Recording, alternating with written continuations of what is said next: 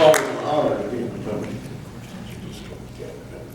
It's always an honor to be in the company of Jared Taylor. And as usual, I think we should take this opportunity at the close of our meeting to thank Jared for the decades of dedicated work that he has brought to the liberation of our people, and also to Devin, his assistant, and to all others who worked to make this convention possible. So I would ask you to give a round of applause to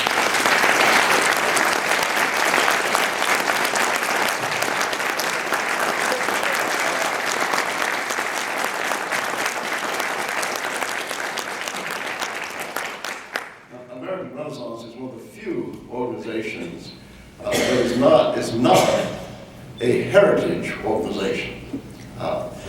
There are all kinds of heritage organizations. There are thousands and thousands of heritage organizations. There's the Daughters of the American Revolution, the Ladies Association that preserves Mount Vernon. There are societies to preserve old churches and Victorian architecture and Confederate war monuments.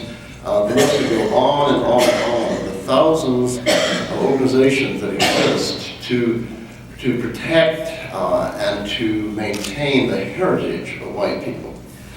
American Renaissance is one of the very few that is concerned about the future and destiny of white people, which to rational, thoughtful people is a much more important thing than our heritage, as important as that heritage is. The past is very important to us. It's our collective memory, it's our inspiration, it's the standard that was set up by our ancestors, which we must live. But it is not as important as the future of the children of this generation and the future of our race over the coming millennia. Years ago, Hans Christian Andersen wrote a story that is often quoted. It's been quoted here often, and it's quoted throughout the Western world as an example of social hypocrisy, to ridicule social hypocrisy, and it's called The Emperor's New Clothes. And all of you have heard the story of the Emperor's New Clothes, but it bears repeating here and for us to think about it. The Emperor is approached by two swindlers who are tailors, not our tailor, but clothes tailors. These swindlers tell the Emperor that they can cut and devise magical clothing that is so beautiful, it's the most beautiful clothing imaginable, but it cannot be seen. It has a magic property, and that is that it cannot be seen by inferior people who do not deserve the position in society that they hold. And so the Emperor says he would like to have this, and he places an order with them, and the swindlers come back, and of course they have no clothes. But they show it to the Emperor, who doesn't want to reveal that he is unworthy of being Emperor. So he puts on the clothing and walks around with no clothes on. And the courtiers and the people in society, the people in the street, all exclaim how beautiful the Emperor's clothes are, because they don't want to show that they are unworthy of the positions they hold in society. And then, as you remember, a child looks at him and says, "But the Emperor has no clothes." Now, Hans Christian Andersen, living in a better age, the 1840s, when white people were still sane and we were expanding and we were confident and full of certitude, he gave this story an optimistic ending in which the scales fall from everyone's eyes, and pretense ends, and the Emperor is embarrassed, and the swindlers are exposed, and everyone sees that the Emperor has no clothes. Now, if this story were written today, it would have a different ending. What would happen is that the child would be taken away by the Department of Family and Children's Services. He would be turned over to therapists and counselors provided by the Southern Poverty Law Center. And the parents would be prosecuted and jailed for having reared a child who would dare to do such a thing. Hillary Clinton would issue a statement saying that all decent people all over the world are appalled at what the child has done.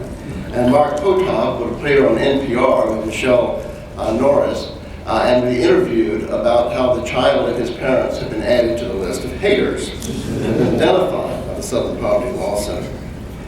This is a metaphor for what has happened to American Renaissance. American Renaissance, like the child who says, but the emperor has no clothes, is not pointing out something exotic. We're pointing out facts, statistics, observations that a child can see. Those of us who hold our views don't have to resort to elaborate scientific evidence, although it's certainly wonderful that we can prove our case scientifically. But a child should be able to look and see what the effects of multiculturalism and race mixing have been in Europe and in our own country. The failure of this program, as I said the first time I spoke at the American Renaissance Conference in the 1990s, the failure of these programs is obvious. There is no statistical data to show that mixing the races has produced any increase in black academic performance, and beyond the mere slightest amount. I often point this out to people who are deeply committed to the race-mixing anti-white cause, and they reply, they receive this with just consternation and contempt. This cannot possibly be true. But I point out to them that common sense tells you that if studies existed, if data existed that showed that dramatic improvements, we would hear about it. If there were studies that showed that as a result of busing children in Charlotte, North Carolina, that black SAT scores jumped 100 points and black IQ scores jumped 5 points, we would hear about it. Dan Rather would have told us about it. Barack Obama would tell us about it. The people doing the studies would be given Nobel Prizes. The fact that we don't hear about it shows that what I am saying, what we say, is true. That we have spent 3 generations now on a second noble experiment that has been a complete and total failure in terms of bringing any benefit to our society, and has brought only negative things at great cost. The Detroit is an example of the emperor's new clothes. You look at Detroit, you see what the program has brought about.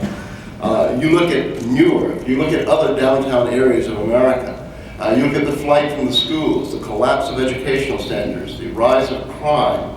All of these things are the results of the second noble experiment, as I like to call it.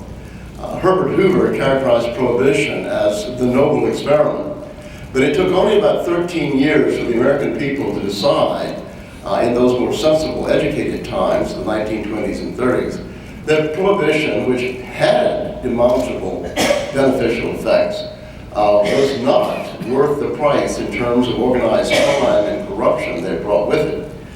3 generations have passed as we have been on the road to nowhere.